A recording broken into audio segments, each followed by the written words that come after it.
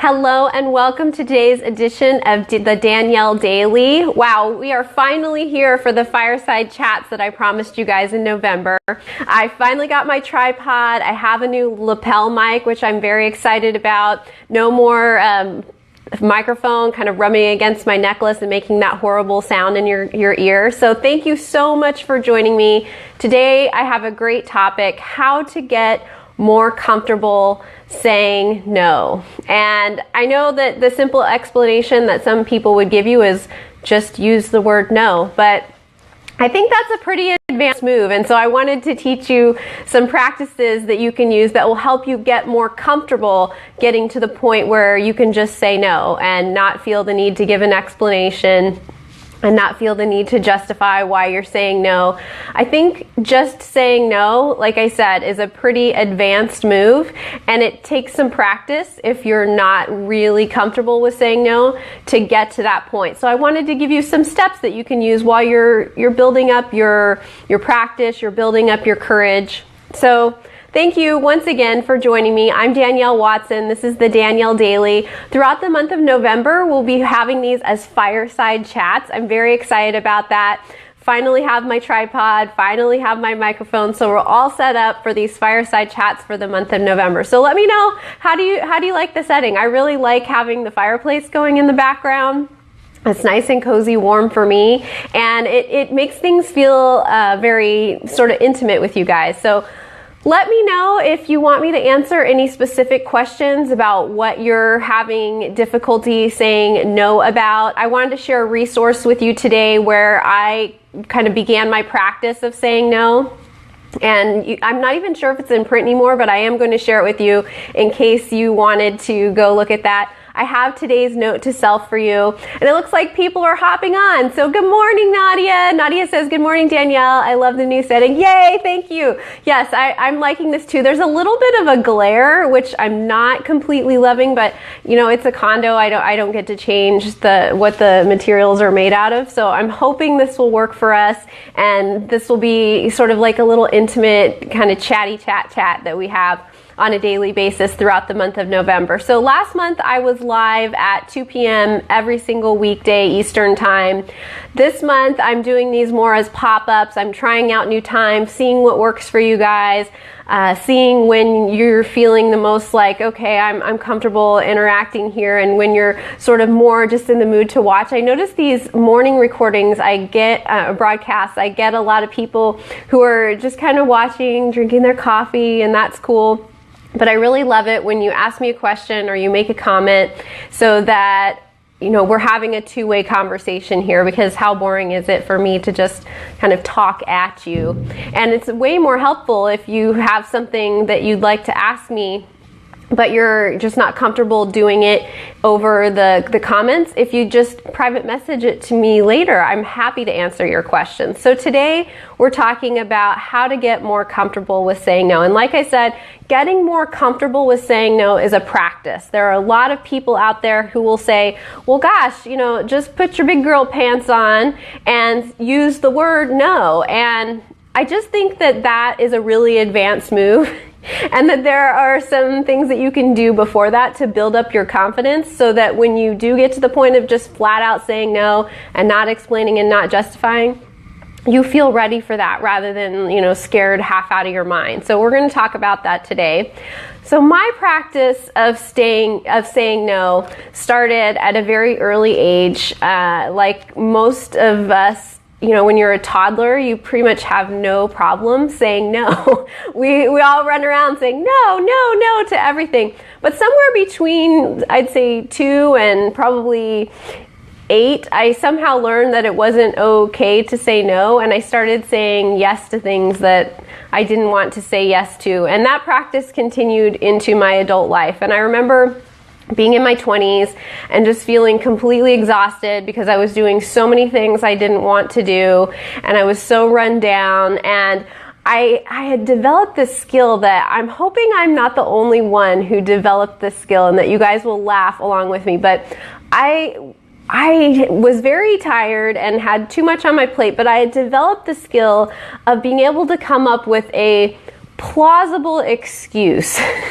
So instead of just saying, no, I don't want to do that, I would use a plausible excuse. And a lot of times what that looked like was saying yes to something that I didn't want to say yes to and knew internally was not something I wanted to do. It was not a yes, but I didn't have the courage to say no. So I would say yes to it, and then later I would come back with a plausible excuse for having to back out. So I wonder if anybody else watching has ever done that, or if you're watching the recording later, have you ever said yes to something knowing full well that you didn't actually want to do it, and pretty much the moment you got the yes out of your mouth, you started planning how you were going to back yourself out of it, so how you were going to come up with a plausible, really good reason that nobody could argue with, that you couldn't possibly do that thing so that nobody's feelings would be hurt?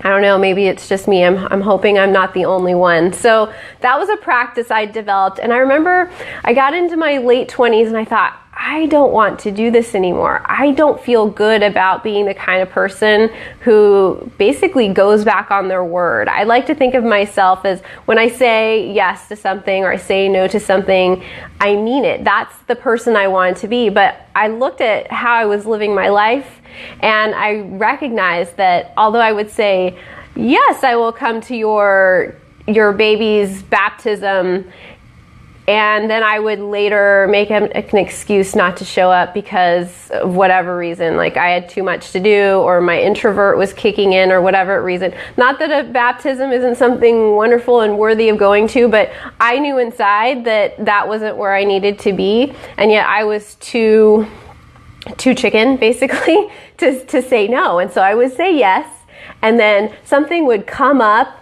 or I'd have some really great reason that I couldn't do it, and I would give that, and then I would get off the hook. But I always felt yucky about it. I always felt like that wasn't really what I wanted to do. I wanted to have the courage to be able to say no, and so I started looking for ways to be able to do that. Looks like Nadia says, why do we as women feel the need to explain our no? Most men just say no and move on with their lives.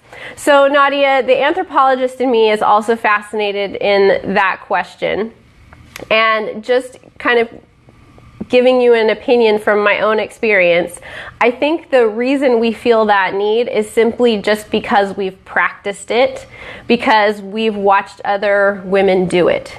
And so all we need to do to stop doing that is to practice not doing it.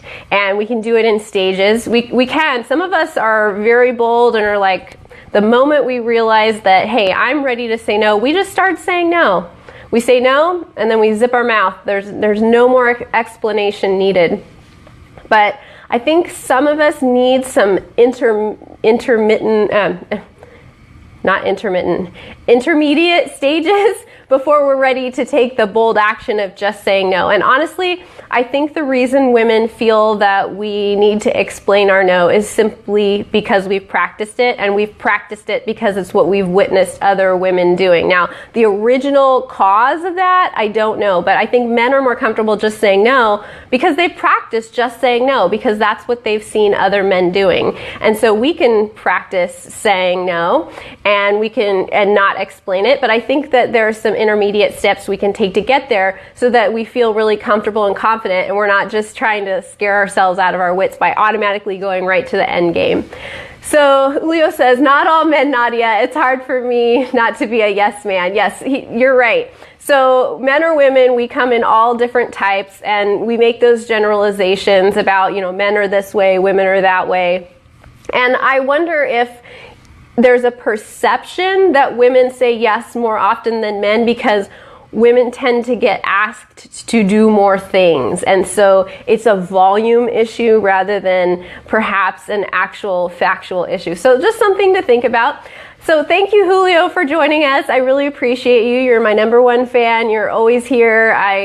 I always look forward to seeing your name come up. I was telling everybody at the beginning of the broadcast that I finally got my tripod. We're now having the fireside chats that I promised you guys, and I got a lapel mic so that you won't have to repair my sound anymore from it rubbing against my necklace. So I'm very excited about that. I feel proud. Got it all set up.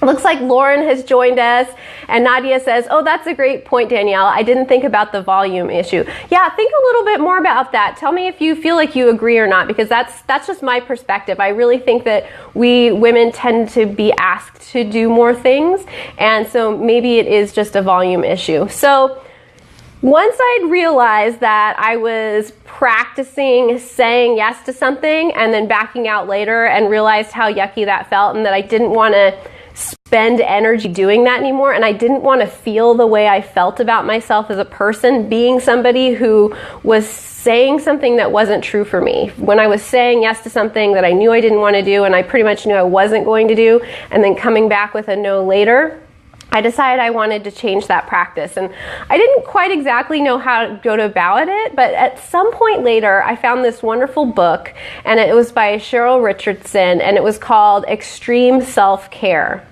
And in that book, she actually has a chapter on saying no, and I don't remember a whole lot about it. I know that I really enjoyed the book, but there was one section where she gave you some examples of how to say no gracefully without just coming out and just saying no and that being the end of it. So I wanted to share her thinking on that with you guys today, because it really helped me sort of practice being able to say no and giving an explanation that I felt good about, because at the time that's what I needed to do to feel comfortable saying no, and then graduating myself up to the level of just being able to say no, that's okay, no, and that for me was a process that I needed to go through. So what I want to do today is provide some tools for people who are wanting to go through that process. Thank you for the hearts, Carol. Thank you, I appreciate that.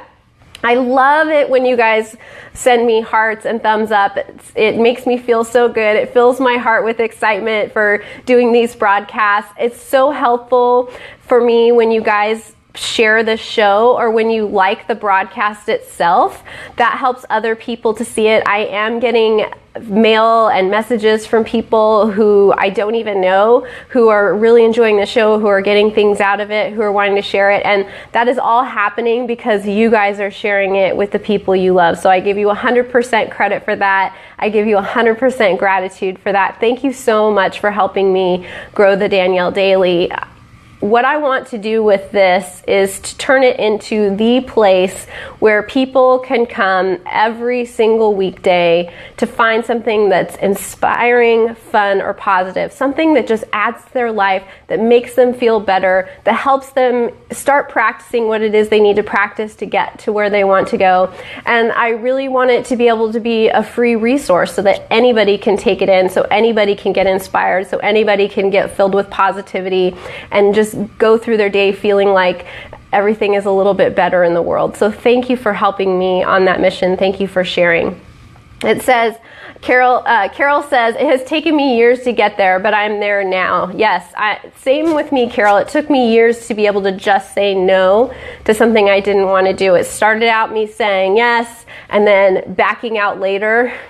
And then I found some tools that helped me sort of take that journey from saying yes and backing out to just being able to say no. And I think those intermediate tools are really helpful for people. So like I said, I read Cheryl Richardson's book, Extreme Self-Care. She had a chapter in there on saying no. And so I wanted to give you an example that she used. And I will have today's note to self for you that will relate to the subject later on in the broadcast. So in Cheryl's book, and I'm doing this all from memory, it's probably been a decade at least since I read her example. So if you do go and get the book and it's slightly different and I've Danielleized it, I've sort of morphed it for me, I'm sorry, but it worked for me and this is the way I remember it. So if she gives it a little bit differently and you like her example better, feel free to use that. So what she said was to give your no in terms of what you are saying yes to. So say somebody has asked you to volunteer to bring cupcakes to the PTA bake sale. And I don't know why I'm using that example because I don't have children and I don't participate in the PTA, but that just came to mind. Maybe it was in the book. I'm not quite sure where that came from. So somebody has asked you to bring muffins or cupcakes to the PTA bake sale, but you have 10,000 other things on your plate that are more important to you that need your attention, and this is not something you want to do.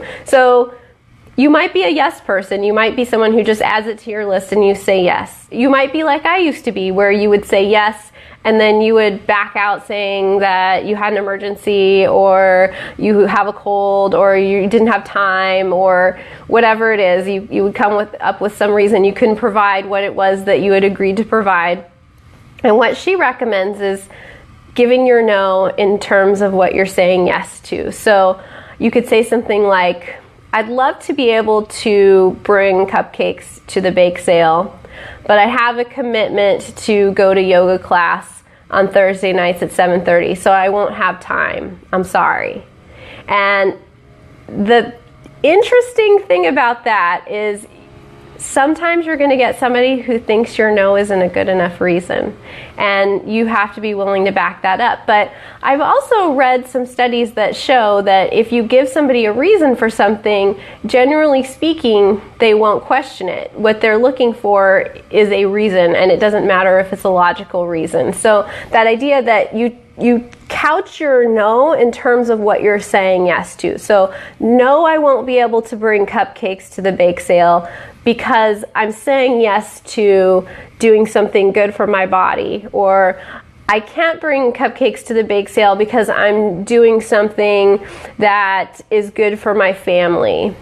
And that's your bridge to being able to just say no. Because some of us, we're just not ready to just come out and say no, period, today. And so we need those bridging tools. Carol says, Danielleized. I love that term. Yes, I have a habit of Danielleizing things. I will take something that somebody's done and I will just sort of tweak it around so that it works for me. And then I put it back out there. And sometimes I don't realize that I've changed it so that it works for me. So yes, I do Danielleize things, and I appreciate your patience with me doing that if you happen to go back and look at her example. So once again, the idea of bridging from not being able to say no to being able to say no, period, nothing else needed after that, is to start practicing saying no in terms of what you'd like to say yes to, or what you've committed to saying yes to, or what you are saying yes to. So no, you might even start it by saying, I'd love to do this, but I can't. Or you could say, no, I can't do this, and here's why. So, no, I can't bring cupcakes to the bake sale because something else that your time is committed to, or something else that your heart is committed to. And it doesn't have to be something super important, just giving a reason. You can also start it by saying, yes, I'd love to do that next time, perhaps, or yes, I'd love to do that, but here's why I can't, because I have this other thing. And then somebody might come back to you. They may. That's what's scary about giving an explanation that is not just that strategy I was talking about earlier of giving a plausible reason why you can't. It's scary to give somebody a reason that you can't do something because they might not agree that that's a good enough reason. And so then you might end up having to go in deeper with explaining yourself. And I know that can be uncomfortable. And that's where the power of just saying no and not explaining yourself comes in, because a lot of times when you just say no, it's so shocking and so powerful that people are sort of blown back and they won't ask why. It doesn't mean it'll never happen. But when you give somebody a why, you're sort of giving them an opening to question your why. And so when you give your why, you just need to be in that mental place of knowing, this is my priority. This is what's important to me. I need to say no to this thing because I'm saying yes to this other thing. And whether someone else values what that is or not is not your problem. So if and when somebody comes back to you and says, well, don't you think that raising money for the PTA is more important than oming for an hour on Thursday nights? You could say something like, just shrug your shoulders and walk away. You don't have to say a single thing. You just look at them and say, that's just the way it is. Or you could say something like, well, actually, for me, this is the thing I need to do to be the best mom to my family, and I think it's the best contribution I can make. Something like that. I really like the just shrug your shoulders and walk away when somebody questions you. It's kind of like the bold no period, but without actually having to speak it. Because I know for some of us that speaking of a no is difficult, but just saying, I'm not going to engage by shrugging your shoulders and saying it was nice chatting with you could be a real workable strategy as you're working your way up to just being able to say no. So Julio says, I think the explanation is helpful internally for those of us that tend to say yes by default. At least if they challenge our reason, we already stated our intention. Exactly. I love the way that you made that so succinct, Julio. I love that. I think that I'm going to read that again, because when I take these video recordings, they don't come with the comments, and I want to make sure that the viewers actually heard that. So Julio says, I think the explanation is helpful internally for those of us that tend to say yes, but by default, at least if say yes by default, at least if they challenge our reason, we already stated our intention. So that's an important point that I'm trying to make, is state your intention, state what it is that you are intending to do, and make that really clear so that when somebody comes back and challenges your intention, you can just stand in your intention and say, well, I can understand why you might feel that way, or you might think that, but this, whatever your example was, is my intention, or this is my commitment, or I've already committed to this thing and it's important to me, and I plan on keeping that commitment because I'm the kind of person that keeps my commitments. Think about that. When you become the kind of person who is no longer saying yes and then coming back with a plausible excuse of no later, you can actually back that feeling up when you say, I have a commitment, I am the kind of person who keeps my commitments, and know that it's true for you, because you're no longer practicing that going back on your word, which we all know feels really yucky. So Danielle has joined us. Thank you so much. Again, I'm Danielle Watson. This is the Danielle Daily. We're talking about getting comfortable saying no today.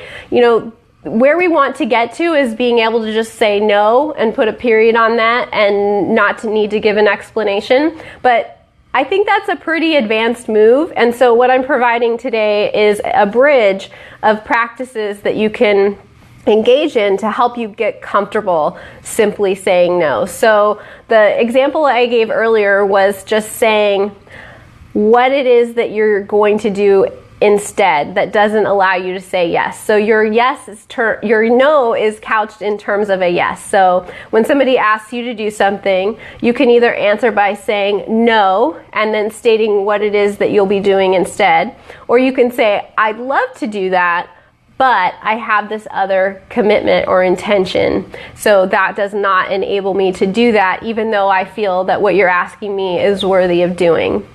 Another strategy is you can offer people an alternative. So somebody might come to you and say, hey, could you fill in at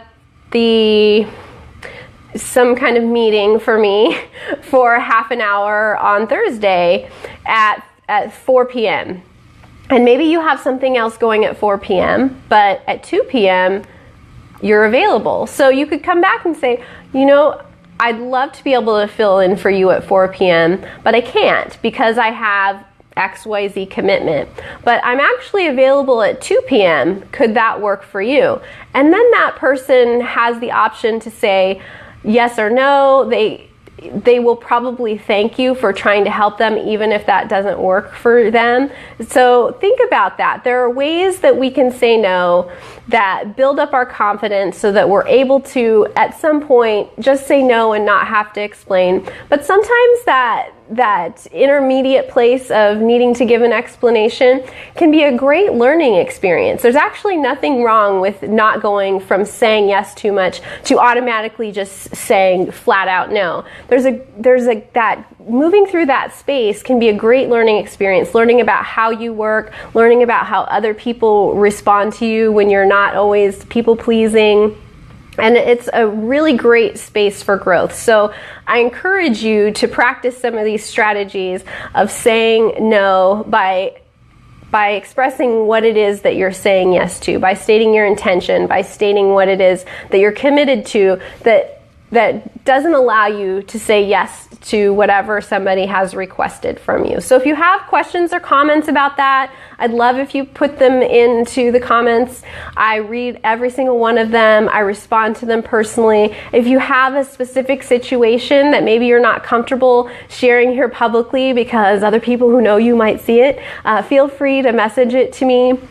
The Danielle Daily is here for you every single weekday during the month of November. I don't have a consistent time yet. I'm doing these as pop-ups, but I promise you that when you come here, you will find something positive, you'll find something inspirational, or you'll find something fun. So I hope that our topic on how to get more comfortable saying no has inspired you to think about where you might be saying yes to things that you don't really want to say yes to, or if you had a good laugh at how I used to be the kind of person who would say yes and then come up with an excuse later. Nobody has said that they're in that club with me, so maybe I'm a club of one on that, and that's okay, I guess. I worked through it, but I really was hoping that there was somebody else who's been through that stage in their life. Thank you for the laughs. That's awesome. I really appreciate those little laughing faces going across the screen. So in just a sec, I'm going to give you today's note to self. I try to make the notes to self relevant to our topic today. I'm so glad that I finally have my lapel mic and my tripod, and we're doing these as fireside chats now. It feels very cozy to me, and it feels like we're having an intimate conversation. Let me know if you feel like this background does not work for you guys. I'm a little concerned about the glare, but because I'm in a condo, I can't really change that, so I'll work on finding a different spot if you feel like that's really distracting. So let me know what kinds of response you're having to this, and tell me, how you're feeling about saying no. That's really helpful. It gives me ideas for how I can help you guys through these broadcasts in the future. And here is today's note to self. So today's note says, "Dear self, saying no is saying yes to something that is more meaningful to you." So I'll read that again. I highly recommend you write these down. I think today's is going to be very useful. Even if you are a pro at saying no, it's so easy to kind of fall back into that old pattern of saying yes, especially if you've spent a significant portion of your life being somebody who said yes because you had to, because of your job, or because that's just the way that you behaved. So let me read it again. I recommend you write it down. Thank you so much for sharing these broadcasts with your friends. I love how I'm starting to see people who I don't actually know. I have people sending me mail, asking questions. I'm able to bring those ideas here to the broadcast and help so many more people that way. It's great not to have to come up with all the ideas for how I can help you guys on my own. So one more time, that note to self was, "Dear self, saying no is saying yes to something that is more meaningful to you." So think about that, especially the piece about, what's meaningful to you.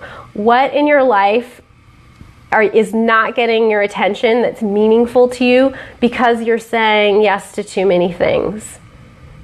Really think about that. Are there things that are meaningful to you, or people that are meaningful to you, or causes that are meaningful to you that are not getting your attention or your commitment because you're not really comfortable saying no? Think about that, and then use that as your inspiration or your motivation to get more comfortable saying no, so that what is meaningful to you can get more of your attention. Thank you, Julio. Great note to self. Yay. I'm glad you enjoyed it. I hope you wrote it down.